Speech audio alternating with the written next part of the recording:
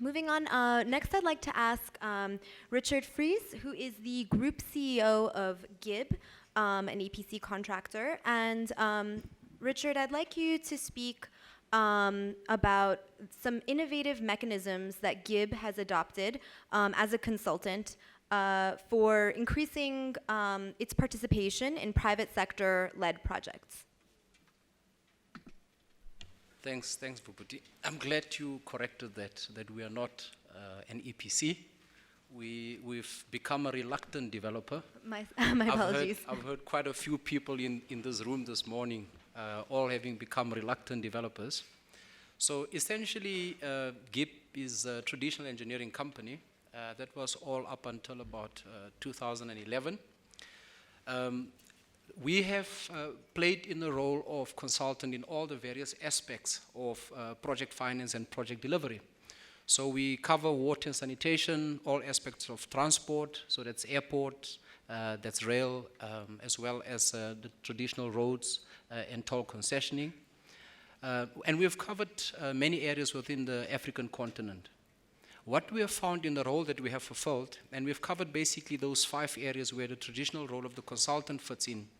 The first one being where we act as a traditional consultant to a client, where the project is fairly clearly defined, and we come in as an engineer and we assist the client to take out the project on a conventional construction role.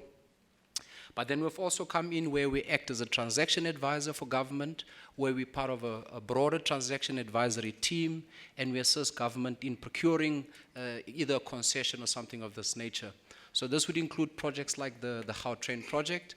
We were part of the transaction advisory team, or the rolling stock procurement that PRASA has undertaken, the 123 billion rand program that they have undertaken. So in that area, we fulfill the role of a transaction advisor.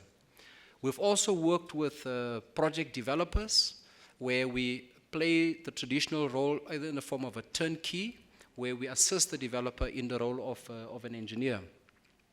We've worked with the lender's technical advisor. We've been on that side where we assist the lenders in providing oversight in some of their projects. From this experience that we had, and working particularly outside of South Africa, because our experience is that these private finance projects are more suitable for outside South Africa. So beyond the renewable program in the early days, the toll concessioning programs that took place, that's not really, the procurement environment in South Africa is not very ideal for private sector development in the projects. So we found an opportunity outside South Africa where we found that the need is always there. And as we heard this morning, there's a lot of interest from a financing point of view. But the problem is always bringing these two parties together.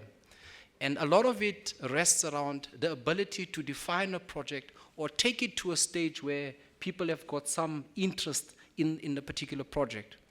Now, typically, the financiers may stand back and wait for the project to reach a stage where they're comfortable, typically your BFS stage.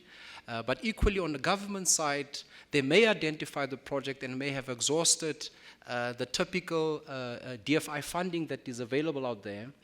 And we identify the opportunity to rather, instead of waiting for your traditional procurement process, but to go out on our own and start identifying these projects.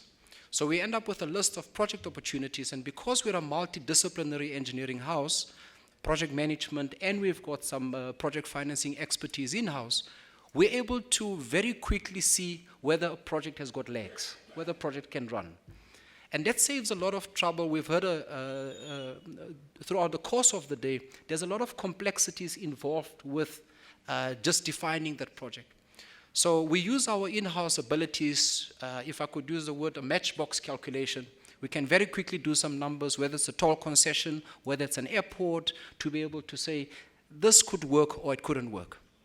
If we're satisfied that there is the initial legs on the project, we then go through the process where we crowd in some of the development finance preparation funds that's out there. For example, in South Africa, we have the DTI that can give you up to $1 million to assist to package a project. We will combine that with our own sweat equity and really start taking the project to the best that we can get to, closer to BFS, or if BFS, if we're able to assist and bring all the funding together. It does become complicated at times. At which stage do you bring in the EPCs, the OEMs, etc., etc.? If you bring them in early, it assists to demonstrate the early capacity on who will be the role players to be able to deliver the project. If you bring them a little bit later in the project, you have the opportunity where you can go on a competitive process and get best value for money. So there's not a one-size-fits-all. We have to normally look at what is required in the project. So that is really the approach that we have taken. And I think it deals with the first question that you also asked to Webster in terms of what do we do to try and get some of these projects off the ground where public sector, we know the need is there, but they're unable to take it to the market. So this is one approach that we use.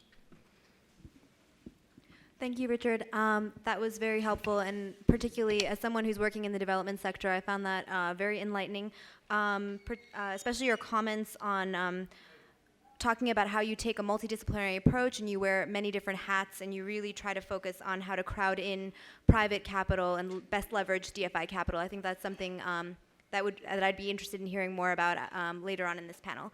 Doing business in Africa. You can't afford to be without Africa Investor.